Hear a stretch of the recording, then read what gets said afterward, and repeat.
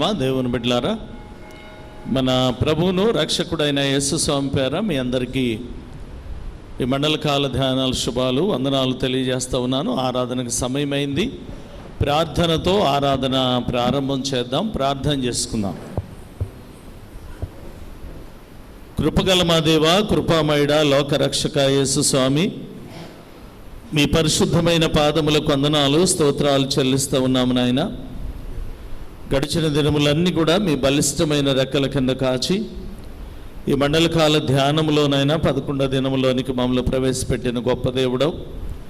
రావలసిన మా ప్రియులందరినీ కూడా తోడుకొని రండి. వచ్చిన మా స్వరాలతో మిమ్మల్ని కీర్తించడానికి, గణపరచడానికి సహాయం చేయండి ప్రభా. ఈ దినాన మీ పక్షాన్ని నిలవనై ఉన్న మీ దాసులను జ్ఞాపకం చేసుకుని నా ప్రభా సంఘానికి కావలసిన వర్తమానముతో మీరు వాడగలందులకై స్తోత్రాలు చెల్లిస్తూ ఉన్నాను. మీ కాపుదల వారితో ఉంచండి నా ప్రభా. ఈ యొక్క మండల కాల ఆరాధనలన్నీ కూడా మా ఆత్మీయ జీవితాలకు ఎంతో మేలుకరంగా అనుదినం మీ సన్నిధానంలో శరీరాన్ని ఆత్మను నలగొట్టుకొని జీవించే భాగ్యం అనుగ్రహించమని, ఆరాధన అంతా కూడా ఆది నుండి అంత వరకు మీ మహిమార్థము జరిగించమని యేసు నామములో అడిగి వేడుకొనుచున్నాము తండ్రి, ఆమేన్. గాను ఆంధ్ర క్రైస్తవ కీర్తన పుస్తకంలో నుండి 184వ కీర్తన పల్లవి మొదటి చరణం, అనంతరం చివరి చరణంలోకి వెళదాం. ఈ విషయాన్ని గమనించవలసిందిగా మనం చేస్తూ ఉన్నాను. 184వ కీర్తన పల్లవి మొదటి చరణం, అనంతరం చివరి చరణం.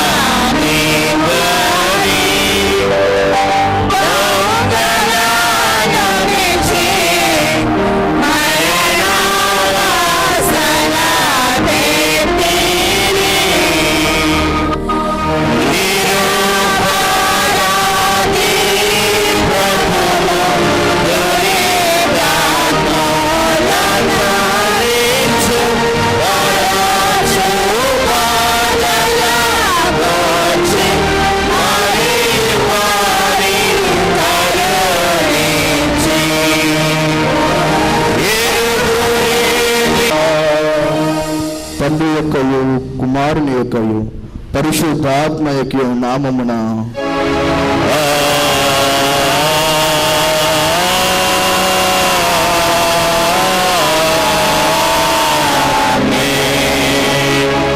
ఓ ప్రభువా, నా పెదవులను తెరువుము.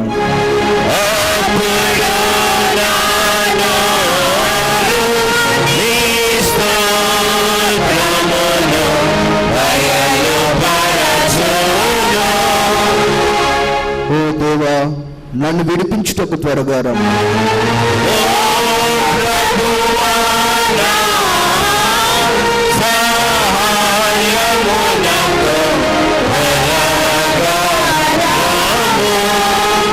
తండ్రికిని కుమారునికిని పరిశుద్ధాత్మకును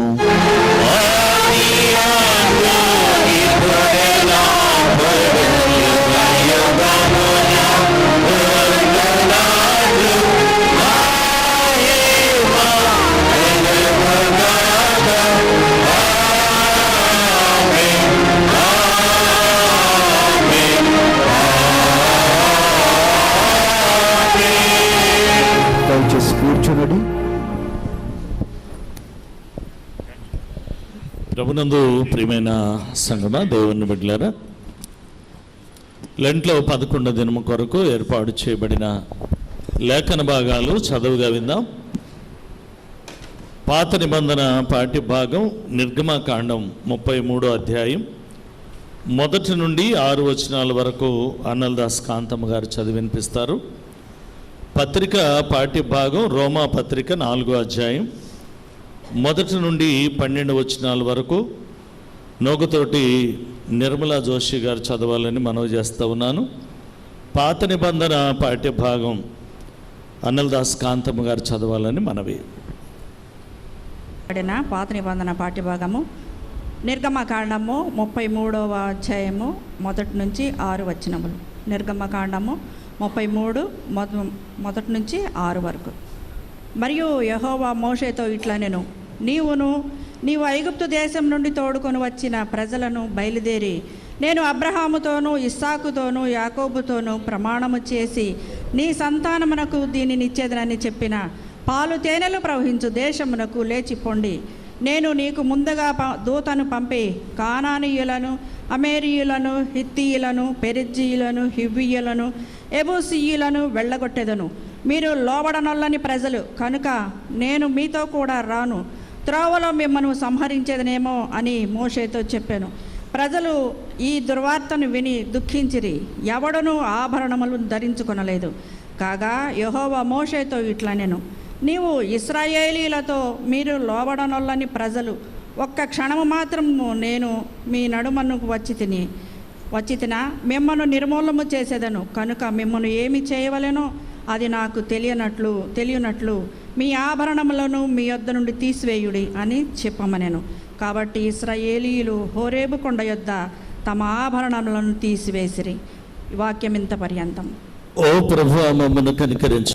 లెంటులోని 11వ రోజునక ఏర్పాటు చేయబడిన పత్రికా పాఠభాగ్యము అపోస్తులుడైన పౌలు రోమీలకు రాసిన పత్రిక 4వ అధ్యాయము 1 నుంచి 12 వచనాలు. 4వ అధ్యాయము రోమీలకు రాసిన పత్రిక 4వ అధ్యాయము 1 నుంచి 12 వచనాలు. కాబట్టి శరీరము విషయమై మన మూల పురుషుడకు అబ్రహామునకేమి దొరికినని అందుము. అబ్రహాము క్రియల మూలముగా నీతిమంతుడని తీర్చబడిన ఎడల అతనికి అతిశయ కారణము కలుగును గాని అది దేవుని ఎదుట కలుగదు. లేఖనమేమి చెప్పుచున్నది? అబ్రహాము దేవుని నమ్మెను, అది అతనికి నీతిగా ఎంచబడెను. పనిచేయువానికి జీతము రుణమే గాని దానమని ఎంచబడదు. పనిచేయక భక్తిహీనుని నీతిమంతునిగా తీర్చువాని యందు విశ్వాసముంచువానికి వాని విశ్వాసము నీతిగా ఎంచబడుచున్నది. ఆ ప్రకారమే క్రియలు లేకుండా దేవుడు ఎవరిని నీతిమంతుడుగా ఎంచునో ఆ మనుషుడు ధన్యుడని దావీదు కూడా చెప్పుచున్నాడు. ఎలాగనగా తన అతిక్రమములకు పరిహారము నొందినవాడు, తన పాపమునకు ప్రాయశ్చిత్తము నొందినవాడు ధన్యుడు. ప్రభు చేత నిర్దోషి అని ఎంచబడినవాడు ధన్యుడు. ఈ ధన్యవచనము సున్నతి కలవారిని గూర్చి చెప్పబడినదా? సున్నతి లేని వారిని గూర్చి కూడా చెప్పబడినదా? అబ్రహాము యొక్క విశ్వాసం అతనికి నీతి అని ఎంచబడననుచున్నాము కదా. మంచిది. అది ఏ స్థితి యందు ఎంచబడెను? సున్నతి కలిగి ఉండినప్పుడా, సున్నతి లేనప్పుడా? సున్నతి కలిగి ఉండినప్పుడు కాదు, సున్నతి లేనప్పుడే. మరియు సున్నతి లేని వారైనను నమ్మిన వారికి అందరికీ అతడు తండ్రి ఎగుట వలన వారికి నీతి ఆరోపించుటకై అతడు సున్నతి పొందక మునుపు తనకు కలిగిన విశ్వాసము వలనైన నీతికి ముద్రగా సున్నతి అను గుర్తు పొందెను. మరియు సున్నతి గల వారికి తండ్రి ఎగుటకు అనగా సున్నతి మాత్రము పొందిన వారుగాక మన తండ్రి అయిన అబ్రహాము సున్నతి పొందక మునుపు అతనికి కలిగిన విశ్వాసము యొక్క అడుగుజాడలను బట్టి నడుచుకొనిన వానికి తండ్రి ఎగుటకు అతడు ఆ గుర్తు పొందెను. పరిశుద్ధ వాక్యము ఇంత పర్యంతం. బిడ్డలారా, ఈరోజు మనకి వాక్యాన్ని అందించేటువంటి వారు మన ప్రియులు శ్రీ అనిల్దాస్ శాంతి గారు, మరి మాజీ పిసిసి చైర్మన్ గారు. వారు దేవుని నీతి అనే అంశాన్ని మనతో మాట్లాడటానికి వారు సిద్ధంగా ఉన్నారు. దైవ సందేశానికి వెళ్ళటకు గాను ఆంధ్ర క్రైస్తవ కీర్తన పుస్తకంలో 693వ కీర్తన పాడుతూ దేవుని మహింపరుస్తూ మరి వాక్య ధ్యానములోనికి ప్రవేశిద్దాం. 693వ కీర్తన పాడుతూ వాక్య ధ్యానంలో ప్రవేశిద్దాం.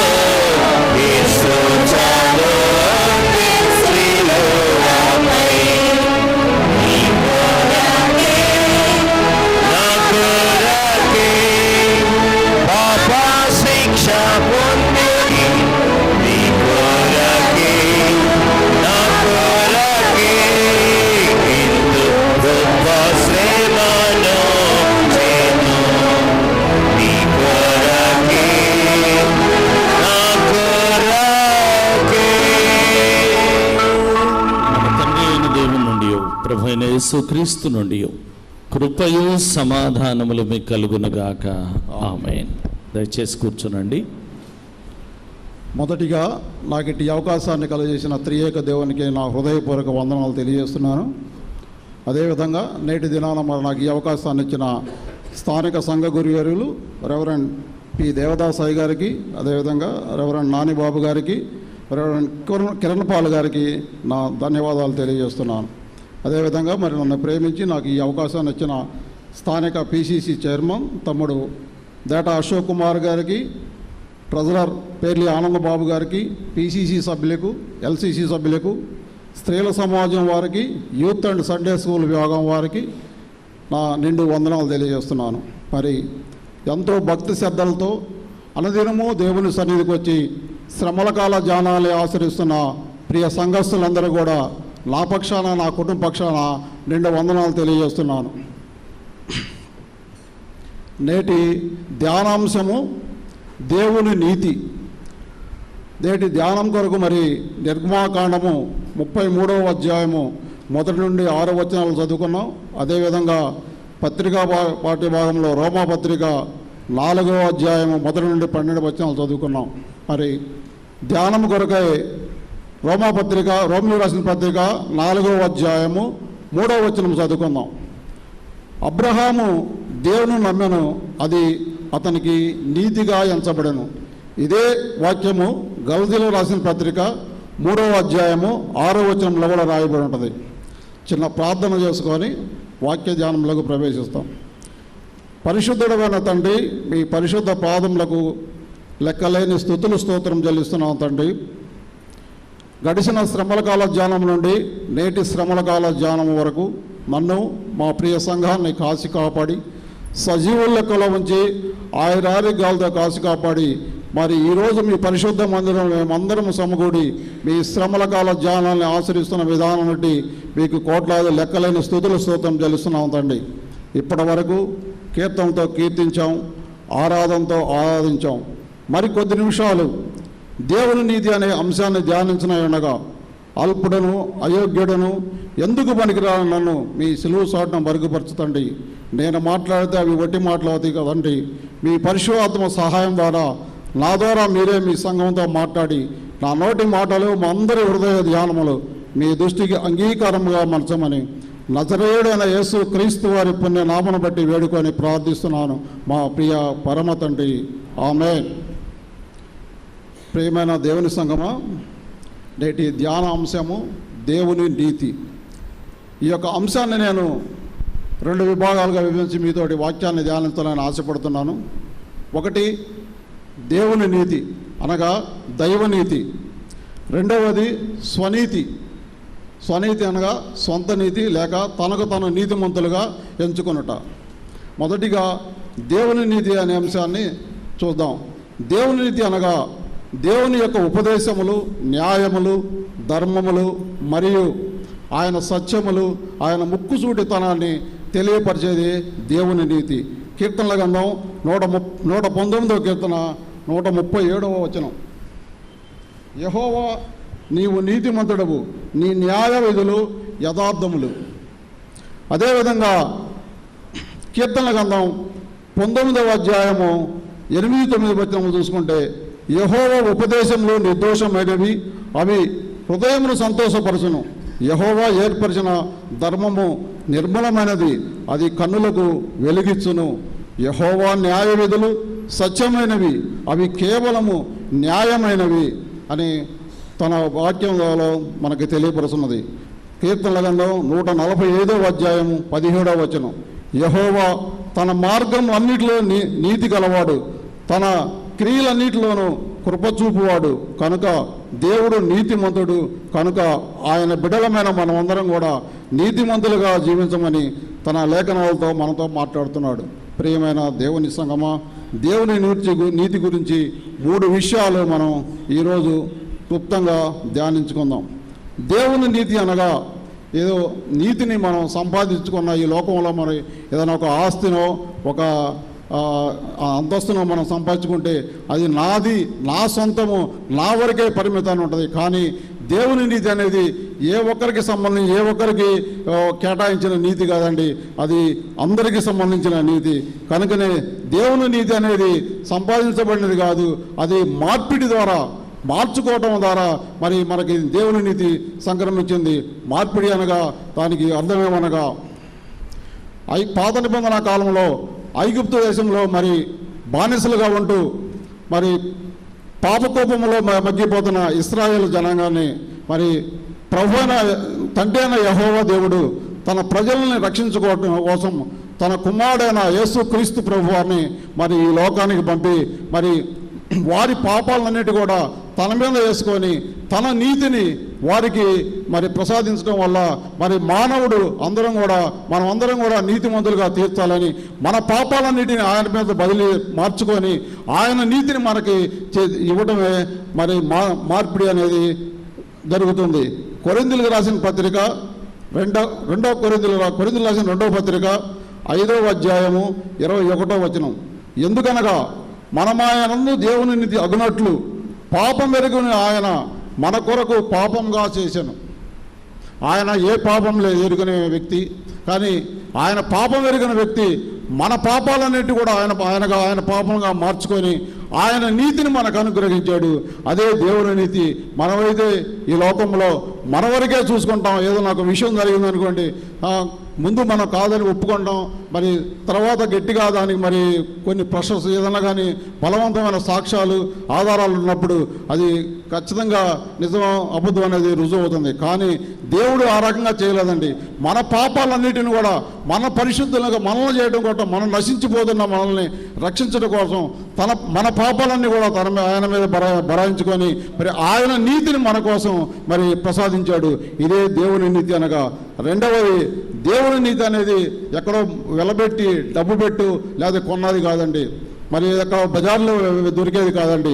దేవుని నీతి అనేది యేసుక్రీస్తు ప్రభువారు మూల్యం చెల్లించి నీలా పాపాల నిమిత్తం నిన్ను నన్ను రక్షించుకోవడం ఆయన అమూల్యమైన రక్తాన్ని సిందించి మూల్యం చెల్లించి మరి దేవుని నీతిని సంపాదించుకున్నాడు. ప్రియ దేవుని సంగమా, మరి యేసుక్రీస్తు ప్రభువారు తన పరిశుద్ధమైన రక్తం ద్వారా మరి తన పరిశుద్ధమైన రక్తాన్ని సిందించి మరి నిన్ను నన్ను రక్షించుకోవడం కోసం మరి మన పాపాలను క్షమించడమే కాక ఆయన శిలువ మీద మరణం పొంది మన పాపాలను క్షమించడమే కాకుండా ఆయన పరిశుద్ధమైన రక్తాన్ని సిందించి నిన్ను నన్ను మరి నీతిమంతులను చేయడం కోసం మూల్యం చెల్లించి మరి ఆయన నీతిని మనకి ప్రసాదించాడండి. రోమీయులకు రాసిన పత్రిక 5వ అధ్యాయము 8-9 వచనాలు. మనం ఇంకా పాపులమై ఉండగానే క్రీస్తు మన కొరకు చనిపోయాను కాబట్టి ఆయన రక్తం వలన ఇప్పుడు నీతిమంతులుగా తీర్చబడి మరింత నిశ్చయముగా ఆయన ద్వారా వచ్చు ఉగ్రత నుండి కూడా మనల్ని రక్షింపబడడానికి యేసుక్రీస్తు ప్రభువారు మరి తన అమూల్యమైన రక్తం ద్వారా మరి మూల్యం చెల్లించి మనల్ని మరి నీతిమంతులుగా తీర్చడానికి తీర్చిదిద్దాడండి. మరి మన కోసం ఇంత త్యాగం చేసిన తండ్రికి మనం ఏ విధంగా మనం జీవిస్తున్నామో ఒక్కసారి మనల్ని పరీక్షించుకోవాల్సిన సమయం ఉందండి. మూడవదిగా, దేవుని నీతి అనేది తాత్కాలమైన నీతి కాదండి. మనం ఈ ఒక వస్తువు ఏదైనా తెచ్చుకున్నాం అనుకోండి, 1 సంవత్సరం ఉంటుంది, లేదా 2 సంవత్సరాలు ఉంటుంది, లేదా 10 సంవత్సరాలు ఉంటుంది, తర్వాత దాని చాప్టర్ క్లోజ్ అయిపోద్ది. కానీ దేవుని నీతి అనేది తాత్కాలికమైన నీతి కాదండి, అది శాశ్వతమైన నీతి. దేవుడు మరి తన నీతిని మొదటిగా తన నీతిని రాజ్యాన్ని ఎతకమన్నాడు.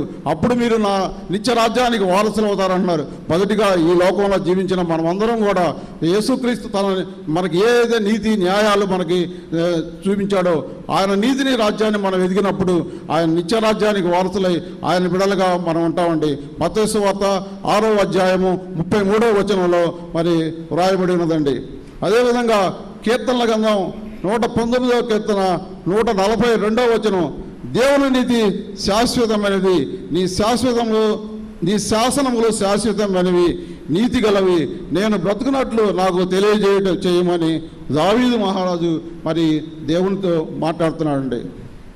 కనుక మరి మనం ఏ రకమైన నీతిని ఈ లోకంలో అవలంబిస్తున్నామో ఒక్కసారి మనల్ని మనం పరీక్షించుకోవాల్సిన అవసరం ఉంది.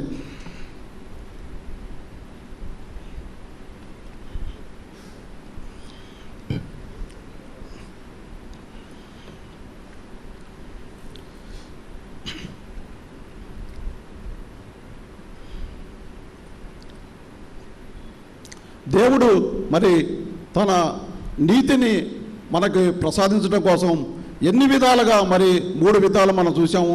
మరి మనము దేవునికి ఏమిచ్చి మరి ఆయన నీతి న్యాయాన్ని ఆయన నిత్యరాజ్యాన్ని మనం వెతుకుతున్నామో ఒకసారి మనం పరీక్షించుకోవాలండి. ఒకని అవిధేయత వలన లోకానికి పాపం వచ్చిందండి.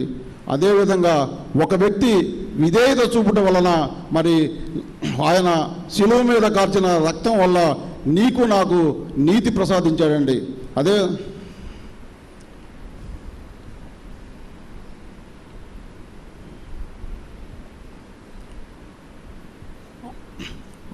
ఆదాము చేసిన మరి తప్పు వల్ల మరి ఆదాము ఏదోని తోటలో మరి ఆజ్ఞ అతిక్రమించి పాపం చేశాడు కాబట్టి మరి ఈ లోకానికి పాపం సంక్రమించిందండి.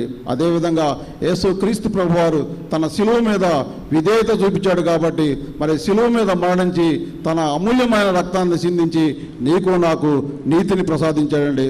మరి అలాంటి నీతి మనం ఎతుకుతూ మరి దేవునికి ఇష్టలేని బిడ్డగా జీవిస్తూ మరి నీతి రాజ్యంలో జీవించాలని దేవుడు కోరుకుంటున్నాడు.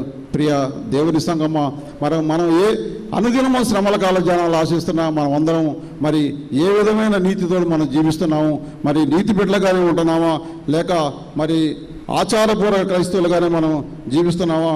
ఒక్కసారి మనల్ని మనం పరీక్షించుకోవాల్సిన అవసరం ఉన్నది. ప్రియమైన దేవుని సంగమా, మరి లోకంలో అనేకమైన ఒడిదుడుకులు, అనేకమైన ఇటుకులు, ఇబ్బందులు ఉన్నాయి. వాటన్నిటి కూడా పక్కన పెట్టి మనం దేవుని యందు భయభక్తులతో దేవునికి ఇష్టల బిడ్డగా జీవించినప్పుడు మరి దేవుడు మరి నిన్ను నన్ను కూడా తన నీతి రాజ్యంలోకి ప్రవేశింపజేస్తాడని లేఖనాల ద్వారా మనం తెలుసుకుంటున్నాం. దేవుడు మరి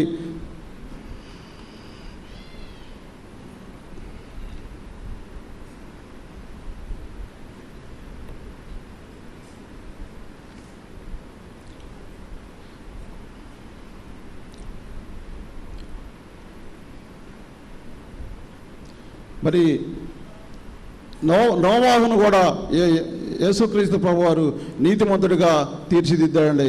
మరి నోవాహు నీతిమంతుడు అవ్వడం వల్లనే మరి తనను కాపాడుకున్నాడు, తన కుటుంబాన్ని కాపాడుకున్నాడు, తనతో పాటు తన తోటి వారిని కూడా కాపాడగలిగాడు. జలప్రాణాయం వచ్చినప్పుడు మరి నోవాహు తన కుటుంబాన్ని తనతో పాటు మరి తన కుటుంబాన్ని తనతో పాటు ఉన్న వాళ్ళని కాపాడగలిగాడు. మరి ఈరోజు మనం అనుదినము సంఘానికి మరి వస్తూ మరి దేవుని సన్నిధిలో ఉండ మనం మరి ఎవరిని మనం కనీసం మన ప్రార్థనల వల్ల, మన నీతి వలన, మన నీతి కార్యక్రమాల వల్ల మరి కనీసం మన కుటుంబాన్ని మనం మరి రక్షించుకోగలుగుతున్నామా? మరి ఒక్కసారి మనల్ని మనం పరీక్షించుకోవాల్సిన అవసరం ఉంది. ప్రియ దేవుని సంఘమా, మరి ఈ యొక్క వాక్యం ఏంటున్నా మనం అందరం కూడా దేవుని నీతిని మరి ఏ విధంగా మరి అనుసరించాలన్నది మనల్ని మనం ఒకసారి పరీక్షించుకోవాల్సింది. మరి అదేవిధంగా ఊజు దేశంలో గొప్ప ధనవంతుడైన ఒక వ్యక్తి యోబు ఉన్నాడండి. యోబును కూడా యేసుప్రభు వారు మరి దేవుడు నీతిమంతుడిగా తీర్చిదండి. మరి యోబుకి ఎంతో ధనవంతుడు అయినా కానీ ఆయన ధనమంతా కూడా కోల్పోయాడు, మరి ఆయన బిడ్డల్లో కోల్పోయాడు. అయినా కానీ యోబు దేవుణ్ణి ఒక్క మాట కూడా తోలనాడలేదండి. అదే మనమైతే ఈ లోకంలో ఏదన్నా ఒక చిన్న కష్టం వచ్చినప్పుడు, చిన్న ఇరుగు ఇబ్బందులు వచ్చినప్పుడు ఎన్నో రకాలుగా మనం దేవుణ్ణి కానీ ఎవరిన మరి ఇరుగు పొరుగు వారిని కూడా మనం విమర్శిస్తుంటాం. కానీ యోబు ఒక్క మాట మాట్లాడలేదండి. దేవుడే ఇచ్చాడు, దేవుడే తీసుకున్నాడని. మరి నేను తల్లి గర్భం నుండి దిగంబరిగానే వచ్చాను, మరి నేను దిగంబరిగానే వెళ్ళిపోతున్నానని మరి మాట్లాడతాం.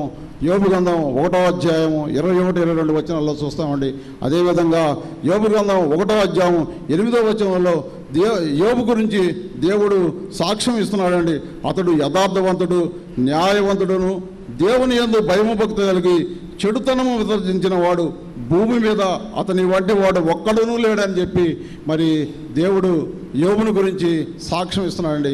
భూమి మీద మరి తనలాంటి వాడు ఒక్కడు కూడా లేడని మరి సాక్ష్యం ఇస్తున్నాడు. అలాంటి సాక్ష్యాన్ని మనం పొందగలుగుతున్నావా? మరి లేక మనం ఏ విధంగా ఆచారపూర్వకమైన క్రైస్తవులకు వచ్చి ఏదో ఒక గంట మరి శ్రమల కాల ధ్యానాలు అయిపోయిన తర్వాత మనం వెళ్తున్నామా? ఒక్కసారి మనల్ని మనం పరీక్షించుకొని మరి యోబు లాంటిగా మరి నీతి న్యాయాలతో జీవించినప్పుడు, దేవుని నీతిని మనం అనుసరించినప్పుడు పక్కా దేవుని ఆశీర్వాదాలు మనకి తప్పకుండా వస్తాయండి. అదేవిధంగా మరి రోమపత్రిక 4వ అధ్యాయం 3వ వచనంలో మనం చదువుకున్నాం. అబ్రహాము నీతిమంతుడు, మరి అబ్రహాము దేవుని నమ్మెను, అతను నీతిమంతుడిగా ఎంచబడని. అబ్రహాము మరి దేవుని యందు గోజారాడండి. ఎందుకనగా సొదొమ గొమొరలను మరి దేవుడు నాశనం చేయడానికి వచ్చినప్పుడు మరి దేవునితో గోజారాడండి అబ్రహాము. తండ్రి ఒక్కసారి ఒక్క ఛాన్స్ ఇవ్వమని అడిగినప్పుడు దేవుడు అబ్రహాంతో మాట్లాడుతున్నాడు. ఈ యొక్క సొదొమ గ్రామంలో కనీసం ఒక 50 మంది నీతిమంతుల్ని చూపిస్తే మరి ఈ యొక్క పట్టణాన్ని వదిలిపెడతాను. ఒక పట్టణం అంటే మరి ఎన్ని వేల మంది ఉంటారో, మాకు ఒక చిన్న విలేజ్లోనే ఈ రోజులో వేల సంఖ్యలో ఉండేది. ఒక పట్టణంలో మరి ఎంతమంది ఉంటారో అంతమందిలో కూడా దేవుడు ఏమని కోరుకున్నాడు? ఒక 50 మంది నీతిమంతులను చూపించు, నేను ఈ పట్టణాన్ని వెళ్ళిపెడతాను అన్నప్పుడు మరి యోబు అన్వేషణ చేసినప్పుడు ఆ పట్టణంలో 10 మంది కానీ ఐదుగురు కూడా నీతిమంతులు, ఒక్కడ కూడా నీతిమంతులు లేనందువలన ఆ యొక్క సొదొమ గొమొర్రాని నాశనం చేయడం జరిగింది. ప్రియ దేవుని సంగమా, ఒక్కసారి మనం పరీక్షించుకోవాలి. 100 సంవత్సరాల చరిత్ర గల Saint Mark's Centenary Lutheran Church మరి అనుదినము మరి అభివృద్ధి చెందుతూ ముందుకు వెళ్తుందంటే నా మట్టుకు నేనైతే ఆలోచిస్తున్నాను, ఈ సంఘంలో కూడా ఎంతో కొంతమంది నీతిమంతులు ఉన్నారు. కనుకనే ఈ సంఘం దినదినము అభివృద్ధి చెందుతూ మరి ఒక దేవాలయం, మరి నూతన దేవాలయాన్ని కట్టుకోవడానికి మనకు దేవుడు అవకాశాన్ని ఇచ్చాడని నా మట్టుకు నేను ఆలోచిస్తున్నాను. కనుక మీ అందరూ మనలో కూడా మన నీతిని మనం కనపరిచినప్పుడే మరి దేవుడు ఆశీర్వదిస్తాడు. లేకపోతే దేవుని ఉగ్రతకు మనం పక్కా లోనవుతామండి. ఒక్కసారి మనల్ని మనం పరీక్షించుకుందాం. దేవుని ఇష్టమైన బిడ్డగా జీవించినప్పుడు దేవుడు మరి ఏ విధమైన మరి దీవెనలు మనకు అనుగ్రహిస్తాడో మనం చూస్తూనే ఉన్నామండి. అదేవిధంగా దేవుని యందు నీతిమంతులుగా ఉన్నప్పుడు వచ్చే ఆశీర్వాదాలు ఏమిటో అనేది కొన్నిటిని మనం పరిశీలిద్దాం. నీతిమంతుడు విశ్వాసం మూలంగా బతుకును. రోమిలో రాసిన పత్రిక 1వ అధ్యాయము 17వ వచనము. ఎందుకనగా నీతిమంతుడు విశ్వాసంతో జీవిస్తేనే, మరి విశ్వాసం లేనిదే మనం ఏ పని చేసినా వ్యర్థమండి. క్రియలు లేని విశ్వాసం మృతమైన దేవుడు మరి తన లేఖనాలతో మాట్లాడదా. క్రైస్తవ జీవితంలో, ముఖ్యంగా క్రైస్తవ జీవితంలో విశ్వాసం అనేది చాలా ప్రాముఖ్యమైనది. మరి అలాంటి విశ్వాసం మనందరం కలిగి ఉన్నామా లేదా అనేది ఒకసారి మనల్ని మనం పరీక్షించుకోవాలి. అదేవిధంగా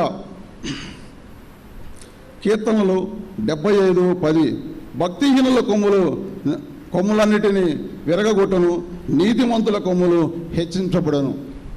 భక్తిహీనుల మరి కొమ్ములు మనం అనుకుంటాం, లోకంలో ఎంతోమంది అన్యాయ అక్రమాలుగా జీవిస్తున్నా మనం అనుకుంటాం వాళ్ళు చూడు వాళ్ళకి ఏమీ లేదు, బ్రహ్మాండంగా జీవిస్తున్నారు, ఎన్ని అన్యాయాలు అక్రమాలు చేసినా కానీ వాళ్ళకి ఎలాంటి దేవుడు ఎందుకు మనం భక్తి శ్రద్ధలతో ఉన్నాం, మరి మన కష్టాలు తీరట్లేదు అని మనల్లో మనం ఇండివిజువల్ సెల్ఫ్గా మనం మరి విమర్శించుకుంటాం. కానీ దేవుడు ఏం చెబుతున్నాడు, దానికి ఒక రోజు ఉంటుందండి. ఎప్పుడు కూడా ఎప్పటికైనా దేవుని మాటలు మరి తీసివేయబడవుగా, ఒక పుల్లైనా కానీ అక్షరం అనగా తీసివేయబడదని మరి బైబిల్లో చెప్పిన విధంగా దేవుడు చెప్పిన మాటలు కూడా ఏవి కూడా తీసివేయబడమని దేవుడు తన లేఖనాలతో మాట్లాడుతున్నాడు.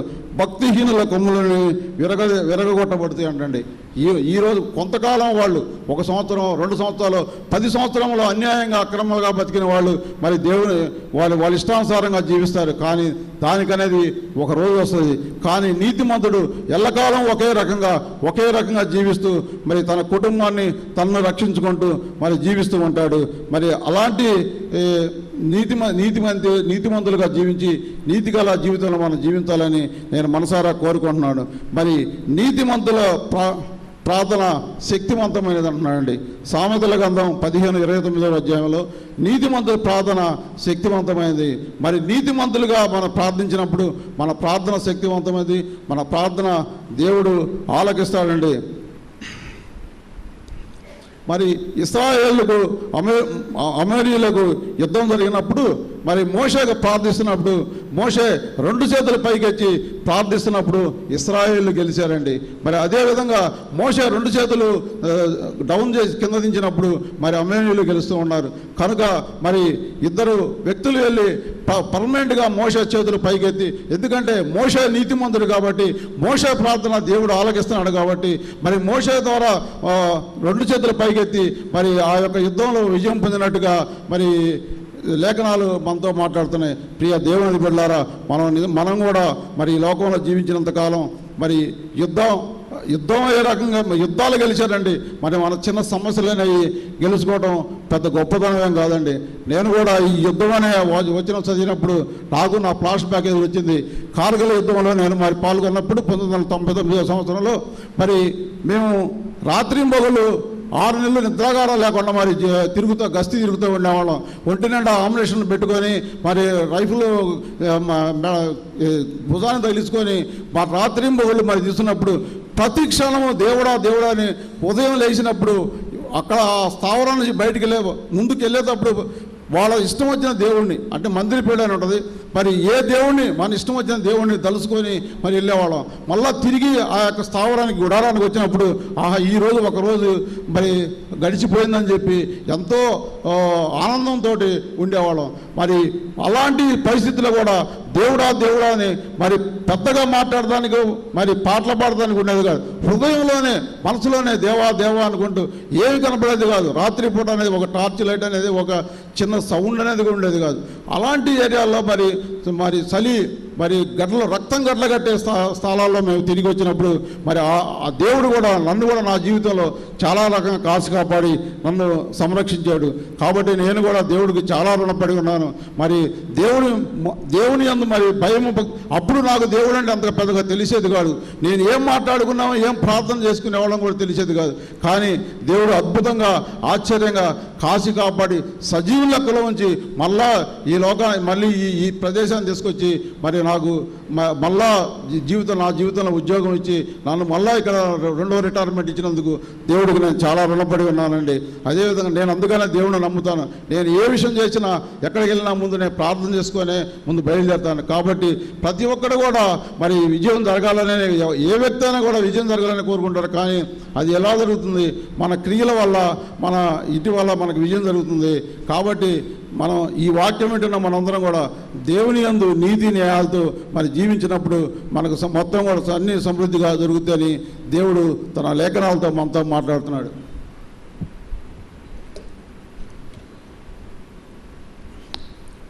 కీర్తనల గ్రంథం 75 చెప్పాను కదా. కీర్తనల గ్రంథం 112:3 నీతిమంతుల ఇంటిలో నీతిమంతులకు కలుగు సంపదలు వాని ఇంట నుండి వానిని నీతి నిత్యమును కలిగించును. నీతిమంతులకు కలుగు సంపద అంట మరి ఎప్పుడు కూడా ఆనందంగానే ఉంటుందంట. మరి భక్తిహీనులకు వచ్చే సంపద అది ఎప్పుడు కూడా అంత సాటిస్ఫాక్షన్ అనేది ఉండదంట. కనుక మరి మనం నీతి న్యాయాలతో సంపాదించిన సంపాదనే మన ఎందు ఉంటుంది. దాన్ని మనం గుర్తించాలి. కీర్తనల గ్రంథం 34:17 నీతిమంతులు మొరపెట్టగా యెహోవా ఆలకించును, వారి శ్రమలన్నిటిలో నుండి వారిని విడిపించును. మనకేదన్నా చిన్న శ్రమలు వస్తే మనం ఎన్నో రకాలుగా బాధలు ఇబ్బందులు పడుతుంటాం. మరి మన అన్నిటి కూడా దేవుడు ఏం చెబుతున్నాడు? ఒక క్రైస్తవునిగా మనకు కావాల్సింది ఏంది? దేవుని సన్నిధిలో ప్రార్థన అనే ప్రార్థనా శక్తి ఉంటే ప్రతి ఒక్కరు కూడా మరి ఆ యొక్క సమస్యలని శ్రమలని మనం అధిగమించగలం. శ్రమలు అందరికీ వస్తాయండి. శ్రమలు లేని వ్యక్తి ఎవరు ఉండడండి. మరి మరి మోషేకు శ్రమలు వచ్చినాయి, దానియేలుకు శ్రమలు వచ్చినాయి. మరి దానియేలుని కూడా మరి సింహాల బోన్లో చేసినప్పుడు దేవుడు మరి దానియేలు దేవుని సన్నిధిలో దానియేలు నీతిమంతుడిగా ఎంతబడ్డాడు. కాబట్టి మరి ఆ యొక్క సింహాల నోర్లు కూడా దేవుడు మూయించగలిగాడండి. మరి మనం ఏ రకమైన మరి నీతితో మరి దేవుని సన్నిధిలో ఉంటున్నాము? ప్రతి ఒక్కదానికి నీతి న్యాయాలను అనుసరించమన్నాడు.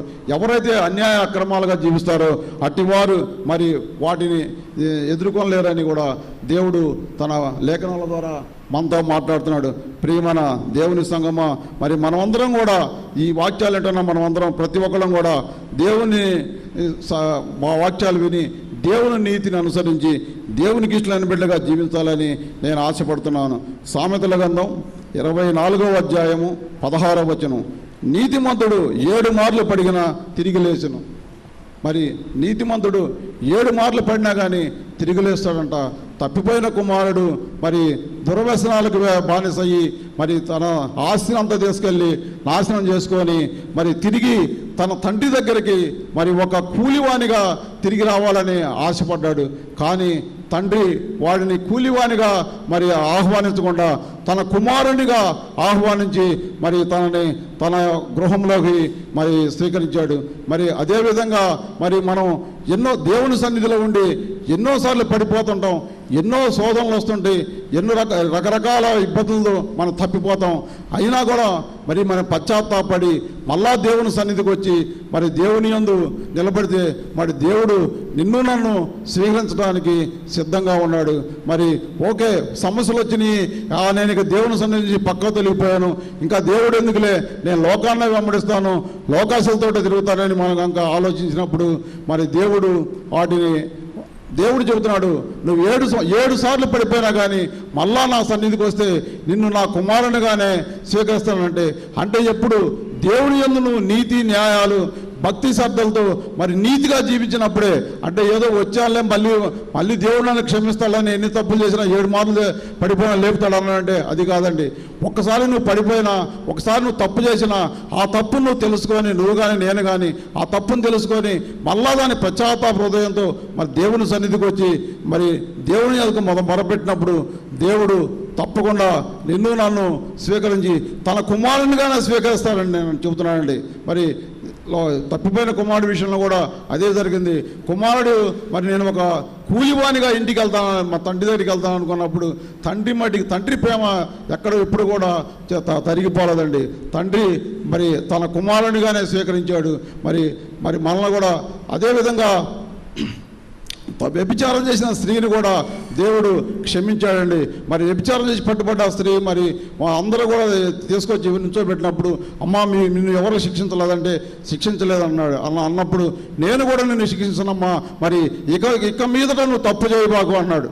ఒకసారి తప్పు చేసావు కాబట్టి ఇక మీదట నువ్వు తప్పు చేయబాకు, నీ పాపను క్షమించబడి అని మరి దేవుడు మరి మాట్లాడుతున్నాడు. ప్రియ దేవుని సంగమా, మనం కూడా మన జీవితంలో ఎన్నో తప్పులు చేసి ఉంటామేమో, ఎన్నో పొరపాట్లు చేసి ఉంటామేమో, వాటన్నిటిని కూడా విడిచిపెట్టి మరి దేవుని సన్నిధికి వచ్చి దేవుని యందు మొరపెట్టి దేవునికి ఇష్టమైన బిడ్డగా జీవిద్దాం. అట్టి మరి ఆ విధంగా జీవించినప్పుడే దేవుడి యొక్క నీతిని మనం అనుసరించిన బిడ్డగా, దేవుని యందు భయభక్తులు కలిగిన బిడ్డగా ఉంటాము. మనము మన కుటుంబాలు కూడా దీవించబడతాయని దేవుడు తన లేఖనాల ద్వారా మనతో మాట్లాడుతున్నాడు. మరి రెండవదిగా స్వనీతి అనగా మరి సొంత నీతి, తనంతట తాను నీతిమంతులమని చెప్పుకుంటున్నారు. ఈ తెగకు చెందిన వేరెవరనగా పరిసయ్యులు, శాస్త్రులు. మరి పాత నిబంధన కాలంలో మరి ధర్మశాస్త్రాన్ని మా దగ్గరే ఉంది, మేము చెప్పిందే శాసనం, మేము చెప్పిందే వేదం అని మాట్లాడే పరిసయ్యులు, శాస్త్రులు వాళ్ళ సొంత నిర్ణయాలు, వాళ్ళ సొంత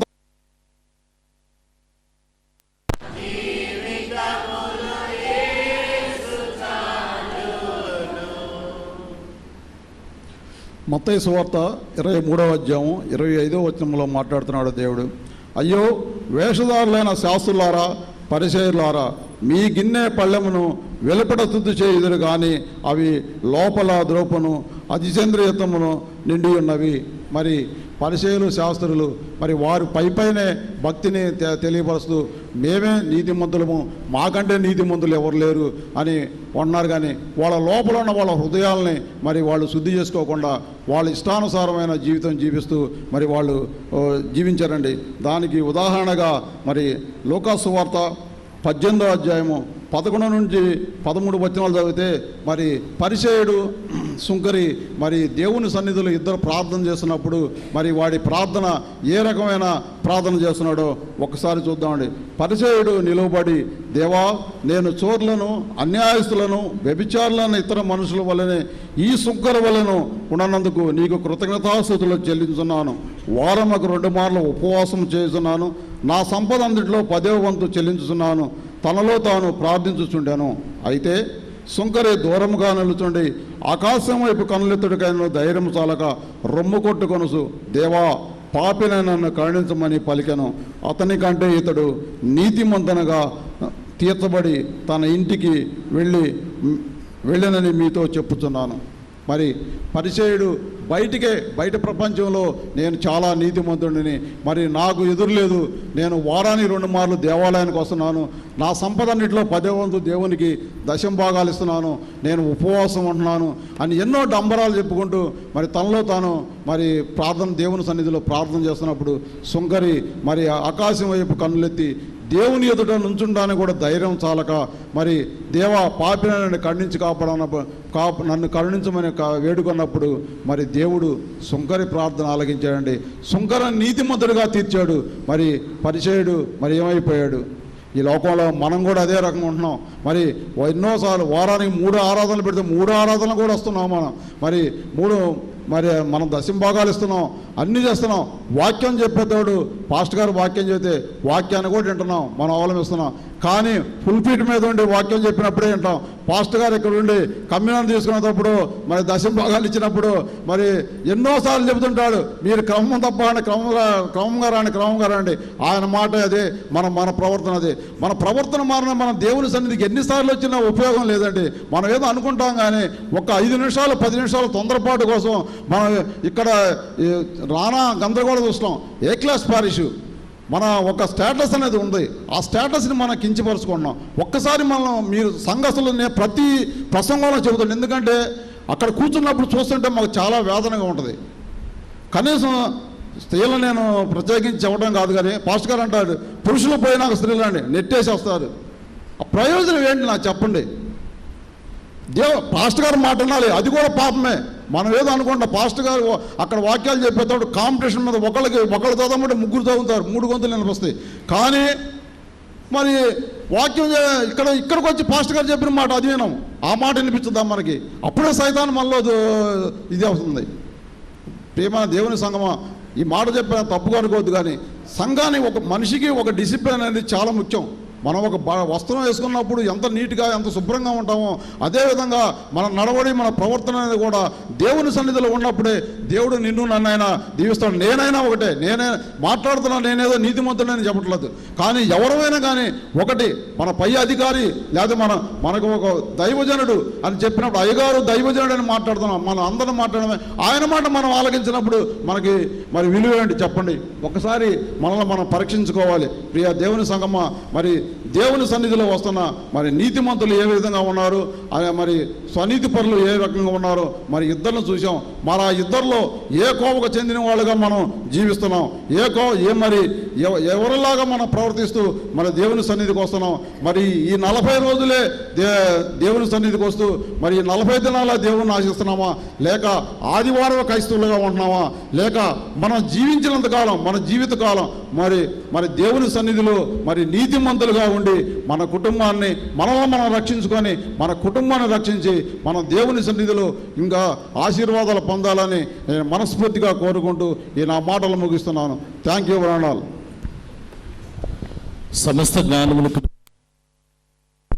యేసుక్రీస్తు వలన మీ హృదయములకు తలంపులకు కావలి ఉండనుగాక.